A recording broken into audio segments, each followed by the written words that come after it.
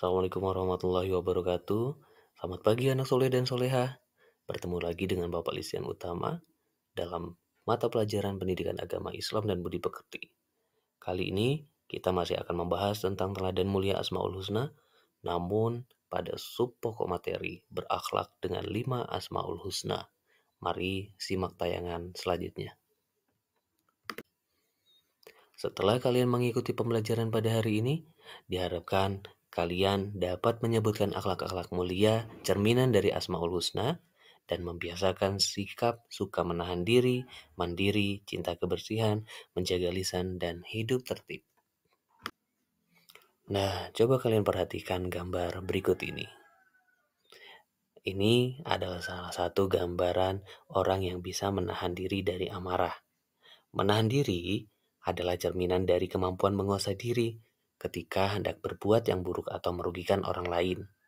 Dengan menahan diri akan meningkatkan derajat kita karena kita mampu menguasai diri kita sebelum kita memimpin orang lain.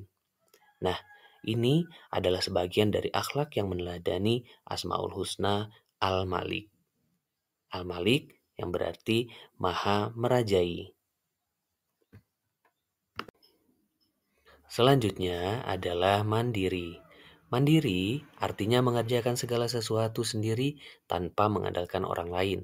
Kebiasaan hidup mandiri harus diawali sejak dini, seperti makan sendiri, mandi sendiri, berpakaian sendiri, dan menyiapkan alat sekolah sendiri. Kemandirian akan mengantarkan seseorang pada derajat kemuliaan, mulia di hadapan Allah dan manusia. Mulia di hadapan Allah misalnya, sebab ia mengikuti anjuran syariatnya sebagaimana dicontohkan oleh Nabi Muhammad SAW. Seperti yang kita ketahui, Nabi Muhammad SAW ketika ditinggalkan kedua orang tuanya, ia hidup mandiri dengan ikut bersama pamannya. Mulia di hadapan manusia, karena orang lain tidak merasa terganggu dengan sikapnya. Perilaku mandiri salah satu contoh perbuatan yang meneladani Asmaul Husna Al-Aziz. Dengan mandiri, hidup akan menjadi mulia. Selanjutnya adalah kebersihan. Nah, siapa yang hari ini tidak mandi? Kalau tidak mandi berarti dia belum bersih. Kebersihan merupakan hal yang mendapat perhatian besar dari agama Islam. Kenapa demikian? Karena Nabi Muhammad SAW bersabda bahwa kebersihan sebagian dari iman.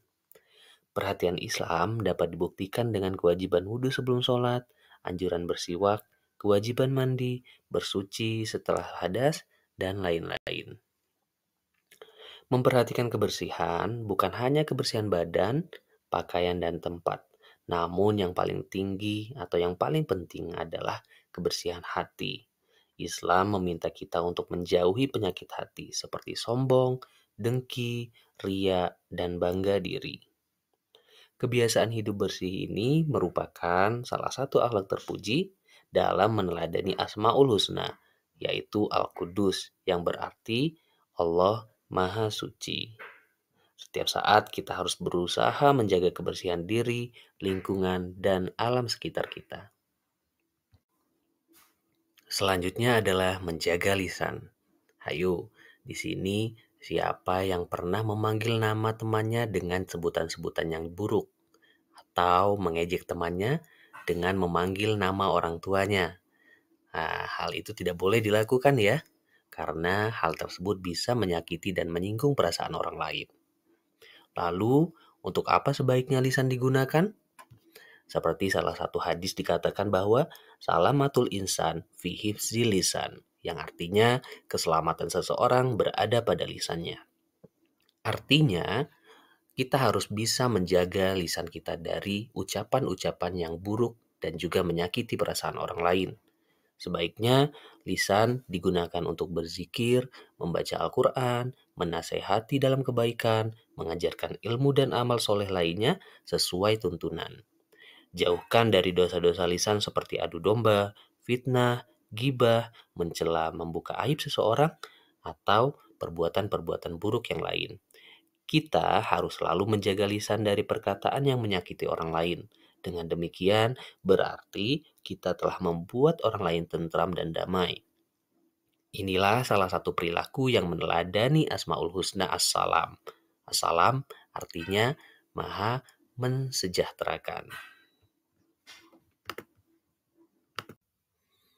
Nah, selanjutnya adalah hidup tertib. Coba kalian perhatikan beberapa gambar yang ada di monitor.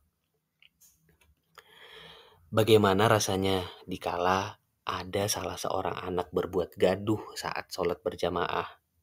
Apa yang kalian rasakan jika ada temanmu yang berbicara waktu upacara bendera? Dan apa yang akan terjadi bila ada anak yang menyeberang jalan dengan sembarangan tanpa melihat rambu lalu lintas? Dan bagaimana keadaan suatu pertandingan bila penonton membuat kekacauan dan melemparkan botol ke lapangan? Suasana pasti tidak akan aman. Takut dan marah akan meliputi suasana batin setiap orang jika ketertiban tidak diindahkan. Nah, oleh karena itu, kita harus menaati setiap peraturan dan tata tertib dimanapun kita berada. Di kelas, di sekolah, di rumah, dan di tempat-tempat umum lainnya. Kepatuhan pada aturan harus dibiasakan, dimanapun kita berada dan kapanpun waktunya.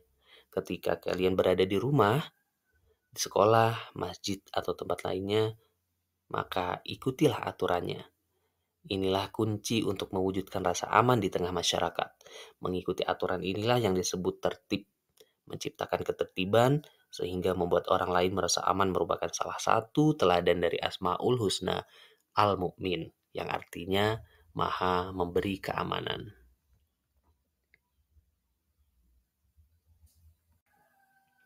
Demikian tadi beberapa akhlak cerminan dari teladan Asmaul Husna, Al-Malik, Al-Aziz, Al-Qudus, As-Salam, dan Al-Mu'min. Semoga kita bisa meneladaninya dan menerapkannya saat kita melakukan kegiatan sehari-hari di sekolah, di rumah, maupun di lingkungan masyarakat. Semoga anak-anak menjadi anak-anak yang soleh dan solehah, serta bisa meneladani Asmaul Husna dan juga Nabi Muhammad SAW. Demikian yang bisa Bapak sampaikan. Bapak akhiri, wassalamualaikum warahmatullahi wabarakatuh. Sampai jumpa.